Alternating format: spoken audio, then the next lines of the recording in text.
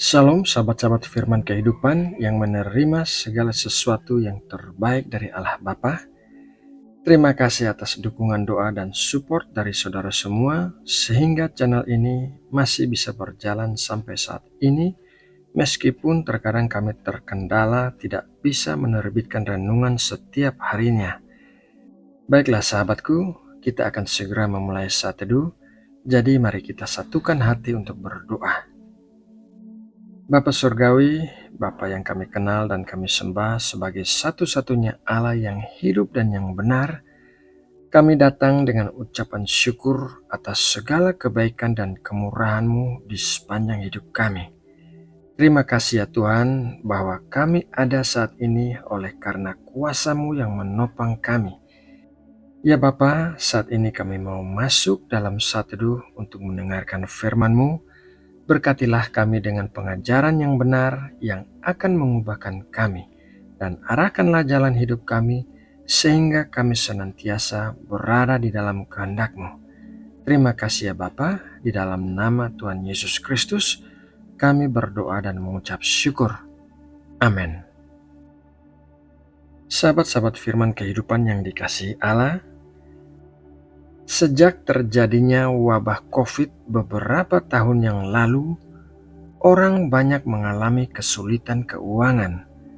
Banyak perusahaan yang bangkrut, orang yang terlibat hutang, dan keluarga yang hancur.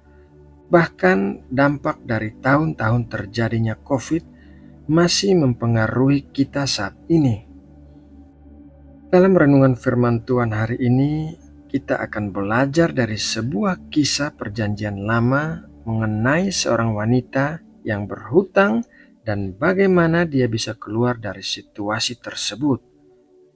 Mari kita mulai dengan membaca kisahnya dalam 2 Raja-Raja 4 ayat 1. Salah seorang dari istri-istri para nabi mengadukan halnya kepada Elisa sambil berseru, "Hambamu, suamiku, sudah mati dan engkau ini tahu bahwa hambamu itu takut akan Tuhan. Tetapi sekarang penagih hutang sudah datang untuk mengambil kedua orang anakku menjadi budaknya." Salah seorang istri para nabi yang merupakan seorang janda mengalami kesulitan karena penagih hutang datang untuk mengambil dua orang anaknya untuk dijadikan budak sebagai pembayar hutangnya. Beberapa hal yang mungkin menjadi alasan kenapa mereka berhutang adalah alasan yang pertama yaitu mengandalkan manusia, bukan Tuhan. Ini adalah hal yang umumnya menjerat manusia untuk masuk ke dalam lingkaran hutang, yaitu mengandalkan manusia di saat memiliki kebutuhan. Dalam kisah ini, sang janda datang kepada orang yang memberikan pinjaman, bukan datang kepada Tuhan, sehingga ia terlibat hutang dan tidak bisa membayarnya kembali. Berhutang kepada orang lain mungkin terlihat sebagai langkah yang paling mudah dan paling cepat untuk mendapatkan uang bagi kebutuhan-kebutuhan kita.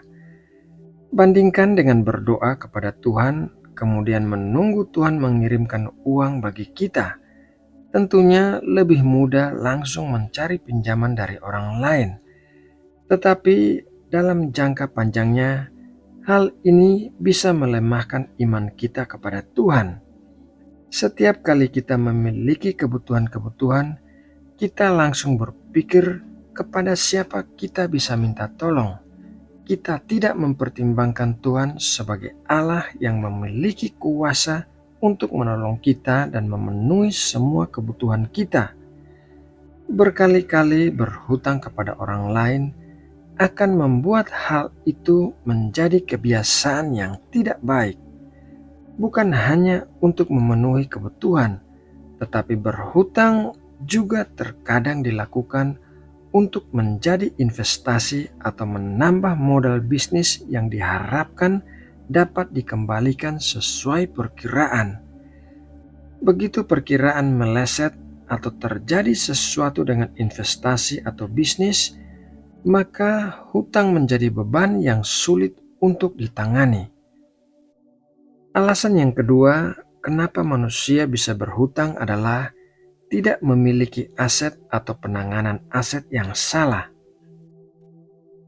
2 Raja-Raja 4 ayat 2 berkata, "Jawab Elisa kepadanya, 'Apakah yang dapat kuperbuat bagimu? Beritahukanlah kepadaku apa-apa yang kau punya di rumah.' Berkatalah perempuan itu, 'Hambamu ini tidak punya sesuatu apapun di rumah, kecuali sebuah buli-buli berisi minyak.' Penagih hutang datang untuk mengambil anak-anak janda itu, bukan untuk mengambil rumahnya. Jadi kemungkinannya rumah yang ditinggali oleh janda itu bukanlah rumahnya.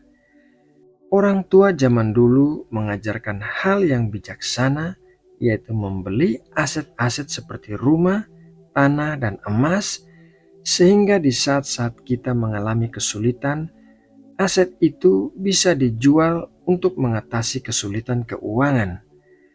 Memiliki aset-aset atau menangani aset yang kita miliki dengan bijaksana bisa menyelamatkan kita di saat-saat darurat. Sahabat-sahabat firman kehidupan yang dikasihi Allah, apapun alasan kita bisa terjebak hutang yang sulit untuk dibayar, baik itu karena kita mengandalkan manusia atau kurang bijaksana dalam tindakan kita, kabar baiknya adalah masih ada harapan pemulihan apabila kita datang kepada Tuhan. Dalam kisah janda yang terlilit hutang ini, ia memutuskan untuk datang kepada Nabi Elisa agar mendapatkan jalan keluar dari Tuhan mengenai masalah hutangnya. Dan apa yang terjadi adalah ia mengalami mujizat berupa minyak yang terus-menerus mengalir saat dituangkan ke dalam bejana-bejana, sehingga saat minyak itu dijual, ia memiliki uang yang cukup untuk membayar hutangnya dan hidup dari sisa penjualan minyak itu. Saat kita datang kepada Tuhan dalam pertobatan, selalu ada jalan keluar yang diberikan oleh Tuhan dan ada pemulihan bagi masalah-masalah kita. Nah, sahabatku, demikianlah renungan firman Tuhan hari ini. Semoga apa yang kita dengarkan ini menjadi pembelajaran yang sangat memberkati hidup kita. Mari kita berdoa untuk menutup renungan ini. Bapa kami yang di dalam surga, di dalam nama Tuhan Yesus Kristus, kami mengucap syukur atas setiap benih firman yang tertanam di dalam hati setiap orang yang mendengarkan dengan sungguh-sungguh. Biarlah apa yang kami dengarkan akan mengubahkan kami, sehingga semakin hari kami semakin dewasa di dalam pengenalan akan Kristus. Kami berdoa bagi setiap saudara kami yang sedang terlilit hutang, kiranya Engkau menolong dan memberikan jalan keluar di saat mereka datang kepadamu dalam pertobatan dan kerendahan hati. Kami percaya kuasa-Mu sanggup memulihkan segala sesuatu dan membuka jalan di saat tidak ada jalan. Terima kasih ya Bapa, di dalam nama Tuhan Yesus Kristus kami berdoa. Amin.